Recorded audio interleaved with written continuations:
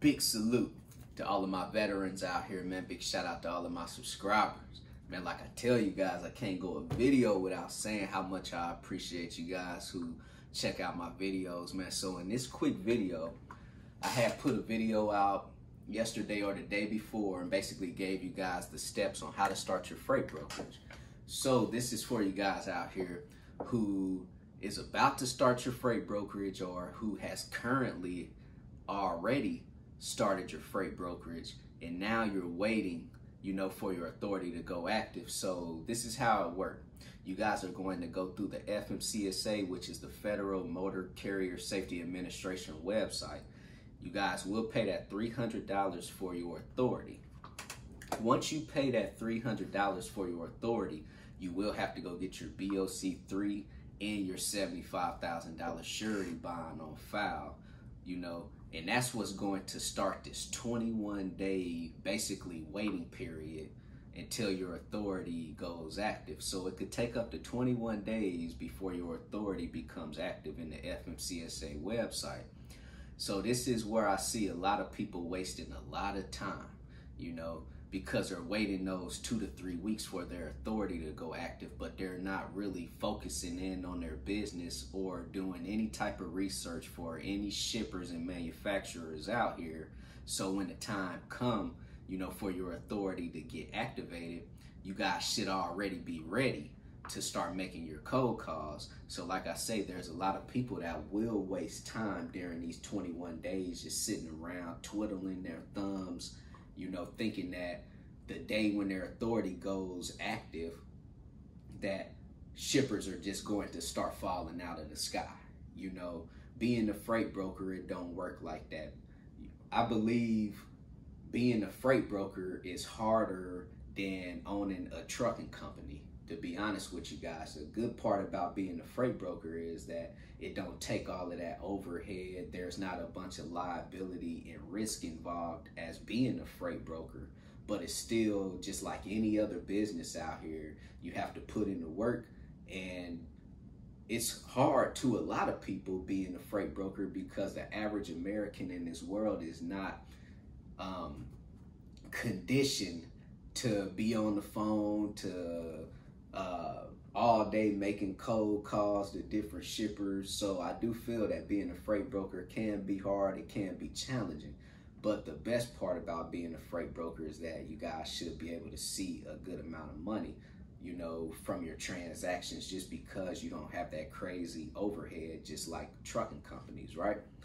So like I say, there's going to be a lot of people out here that's going to go get their freight broker authority. A lot of people will waste time in those 2 to 3 weeks. So my advice is during those 2 to 3 weeks, you guys should be building, a crazy, lengthy, extensive shippers list, So whenever you're building this shippers list, make sure that you guys are really doing the research and jotting down all of the numbers for true manufacturers out here. That's who you're really looking for. You're looking for the person out here that's creating that product.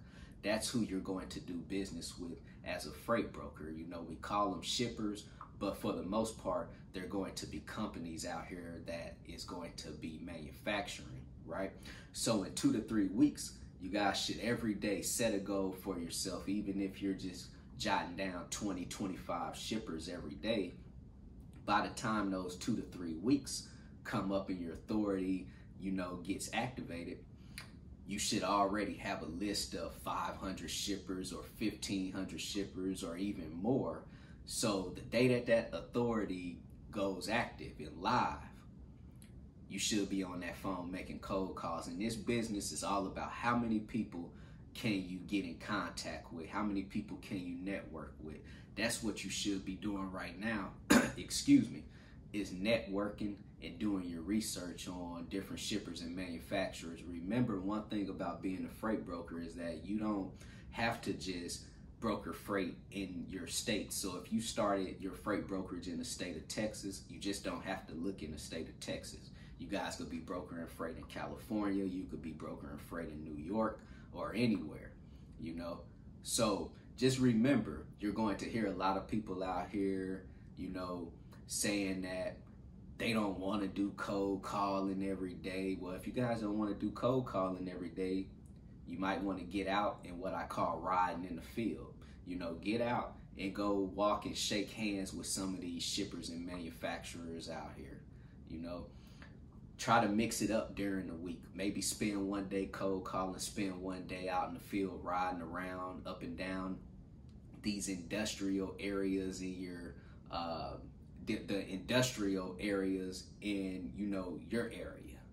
And I guarantee you guys, man, as long as you stay consistent at what I'm telling you right now, make sure that you guys are constantly doing research, make sure that you guys are well prepared for when that authority goes active so that you can start making cold calls. If you guys want to get out and drive around in your area, get out in the field, if you guys stay consistent at what I'm telling you right now, I mean, nothing beats consistency. You know, you will acquire a shipper. A lot of people will get discouraged as being a freight broker because, you know, we're not conditioned to be on that phone cold calling. The average American in this world is just conditioned to be a 9-to-5 worker, you know, to wake up in the morning, to go clock in, to go complete a job. A lot of people in this world is not designed to be entrepreneurs and business owners.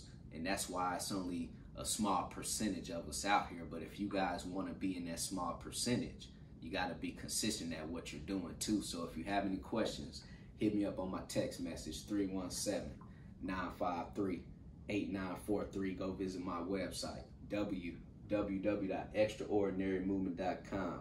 Go get your 30-day free trial with DAT. Go sign up with TAFS, Transit Financial Services, if you guys are looking for a factoring service. And also for you new freight brokers out here, if you guys are looking for a factoring service, go sign up with Axle Payments.